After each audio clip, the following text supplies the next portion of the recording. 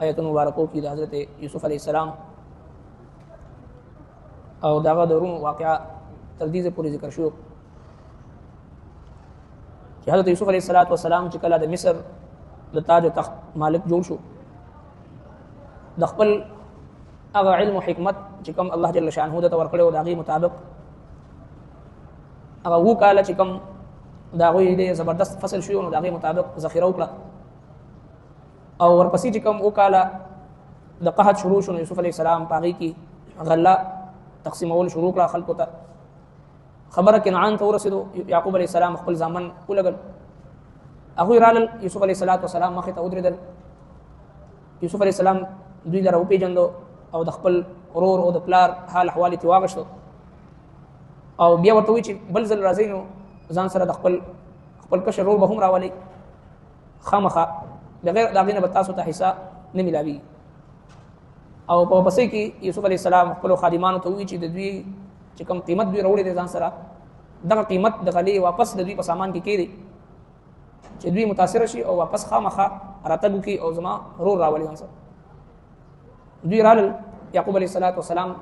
په قسمونو باندې او په وعدو باندې په دې خبره قایله کړه چې ځان سره خپل 11 ورور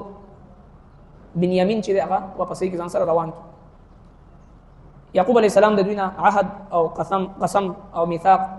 کلک لوز وعده یې واغشتو او دوی روان کو په دې آیتونو مبارکو کې نن چې کوم موږ تاسو ولوستل په دې کې د هغه حالت ذکر دی چې کله یعقوب علیه السلام دوی روانوي او دوی ته یو وصیت کوي هغه دا چې تاسو کله مصر ته داخليږئ نو په یو دروازه باندې مه ننوځئ بلکې مختلفو دروازو باندې دننه داخل شئ او زما د دې وصیت مقصد چې دی نو هغه تاسو نه سو تقدیر فیصله زه نشم بدلولی البته دا یو حکمت عملی ده او یو وصیت دی یو نصیحت دی هغه علم نه چې کوم الله جل شانه ما ته راکړی دی اصل حکم دی یو الله جل شانه چلیږي هغه باندې ما هم توکل کړی دی او تاسو ته پکار دی او هر توکل کوونکی ته پکار دی چې په الله جل شانه باندې توکل وکړي نو به هر حال د یعقوب علیه السلام په دې نصیحت سره دوی رالل او دغه مصر ته داخل شو او یوسف علیه السلام مخې ته ودرېدل د هغې نه تفصیلي مخکې واقعه ورپسې آیتونو مبارکو کې ذکر کېږي وقال او فرمایل یا بنیه ای زما زامنو لا تدخلوا مداخلېږئ من باب واحد د یوې دروازې نه ودخلوا او داخل شئ من ابواب متفرقه د جدا جدا دروازو نه وما اغني عنكم او زه نشم دفع کولی د تاسو نه من الله د الله د حکم نه من شيء سسیز ان الحكم الا لله نشته د حکم صرف د الله عليه توکلت هم پدې ما توکل وعليه او پدې فليتوکل المتوکلون توکل پکار دی توکل کوونکو ته د یعقوب علیه السلام دغه وصیت او نصیحت خپل زمانو ته الله جل شانه په دومره تاکید سره قرآن مجید کې را نقل کو د دې څه حکمت دی حالانکه روزمره په بنیاد باندې موږ تاسو خپل اولاد ته څومره نصیحتونه کوو یو پلار یو مور روزمره په بنیاد باندې ډېر نصیحتونه او ډېر خبرې هغه کېږي خو الله سبحانه وتعالی دغه نصیحت د قرآن مجید یو حصہ وګرځاو د دې کې څه حکمت دی حضرات مفسرین کرامو د دې متعدد حکمتونه ذکر کړي دي یو دا چې حضرت یعقوب علیه السلام سره دا یره وه چې دی 11 زامن د یعقوب علیه السلام چې کله مصر ته راځي او په یوه دروازه باندې دوی ننوځي نو مصریان خلک چې د هغوی په زړونو کې به زما د زامنو په باره کې به حسد پیدا شي چې دوی د حسد نه بچ شي نو معلومه شوه دې آیت مبارکه نه چې همیشه خپل نعمت پټ ساتل پکار دی که مال وي دولت وي سورلی وي بینک بیلنس وي که هر یو شی وي نو خپل نعمت پټ ساتل پکار دی ځکه چې د دې نعمت د وجه نه انسان د حاسدینو په نظر کې راځي او د حسد د وجه نه انسان د هر ګناه ته چې دا غاړه ایږدي او هغه سر ته رسوي ځکه قرآن کریم موږ تاسو له ترغیب راکوي چې تاسو پناه غواړئ ومن شر حاسد اذا حسد د هر حسد کوونکي د حسد نه چې کله هغه حسد نو دا حاسد انسان د الله رب العالمین په نظر کې هم ډېر لوی مجرم دی او په یو موقع باندې هم د دې حاسد مغفرت نه کېږي حضرات علماء کرامو واقعا ذکر کړی دی چې یو ځل دا شیطان فرعون ته راغی او ورته وایي چې د الله جل شانه په مخلوقاتو کې یو ډېر لوی ګناهګاري ته او یو لوی ګناهګار زیمه ما براه راست د الله رب العالمین مخې ته دغه د حکم نه انکار وکړو اسجدوا لآدم آدم علیه السلام ته سجده وکړو ابا ما انکار براه راست د الله رب العالمین مخې ته ما د سجدې نه انکار وکړو د الله جل شانه سره مقابله مې وکړه زه ډېر لوی ظالم او بل طرف ته ته دومره لوی کافر چې انا ربکم الاعلى دی ویل د خدای دعوا کړې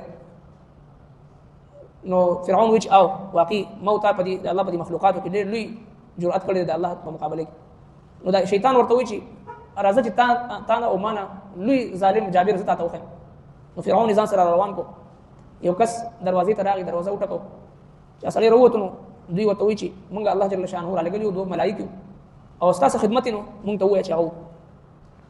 هغه کس ورته وی چې یقینا فرشتي را لګلې تاسو الله پاک را لګلې او مونږ ته خدمت وای و چې خامخا چې خدمت کوي نو زما دي ګوندی او یو غوا ده هغه هلاک کی هغه مړ کی نو دوی ورته وی چې دا د دې ګوندی د غوا چې دا تنه پټکړې دي ستا غوا ده وینا ستا په پټی کې سریږي وینا نو بیا وګوري هلاک کی تا مسله څه ده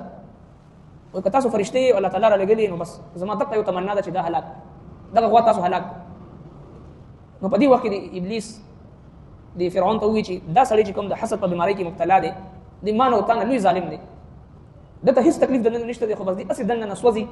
او د ټول لوی خواهش زده چې د غونډې ته نقصان ورسیږي دا حاسد انسان چې دا څومره مبارک ایام دی الله رب العالمین د خپل بندگانو معافي کوي د حاسد انسان معافي نشته دی دا غي وجه محدثین کرام دا ذکر کړی دی چې دا حاسد براه راست د الله جل شانه په ذات باندې معترض وي چې نعوذ بالله الله تبارک وتعالى غلطه فیصله کړې ده چې فلان کله مال ورکړي دي فلان کله حسن ورکړي دي فلان کله دولت ورکړي دي فلان کله علم ورکړي دي فلان کله عزت ورکړي دي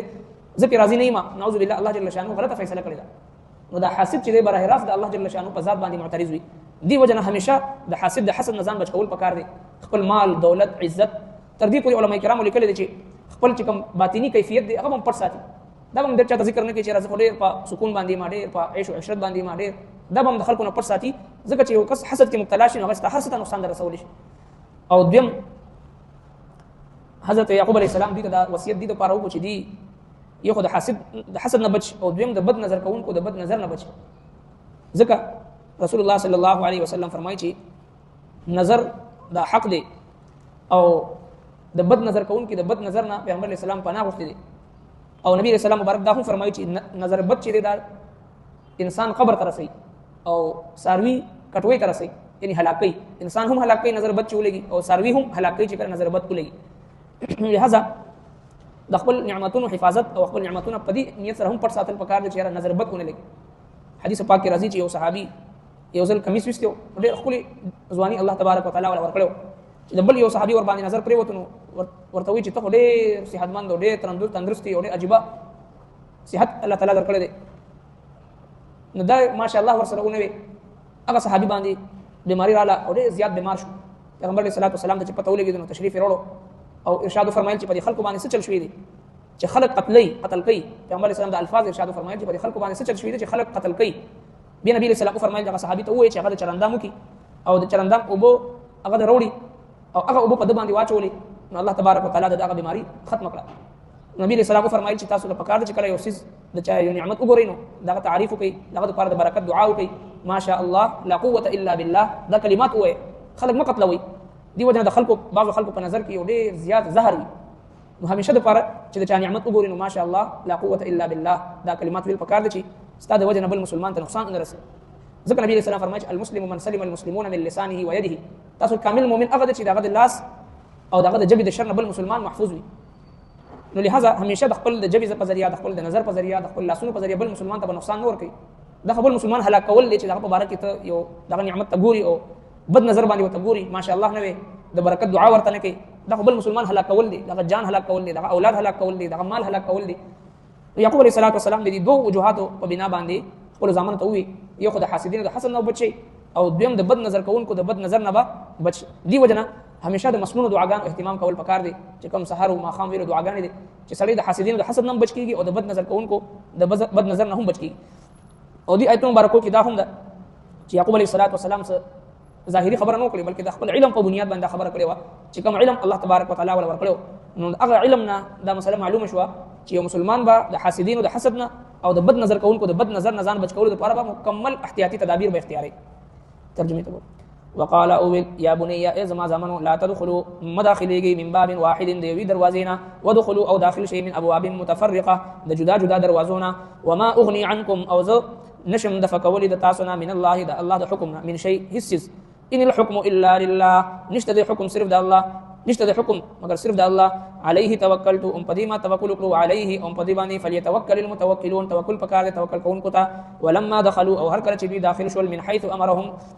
کم زینه چې حکم ورکړو دوی ته ابوهم د دوی پلار ما کان یغنی عنهم دوی نشول بچ کولې دوی د الله نه من الله د تقدیر د الله نه من شيء لغهم الا حاجه مگر یو خواهش فی نفس یعقوب چې د یعقوب علیه السلام پسله کې قضاها کوم چې پوره کړو دي وانه لذو علم بشک دی خاوند علم لما علمناه د هغه چې موږ ورکړو دته موږ خو دلته دته ولكن اکثر الناس لكن اکثر د خلقنا لا يعلمون نپويږي ربنا تقبل منا انك انت السميع العليم وتب علينا انك انت التواب الرحيم صلى الله تعالى على خير خلقه محمد واله واصحابه اجمعين.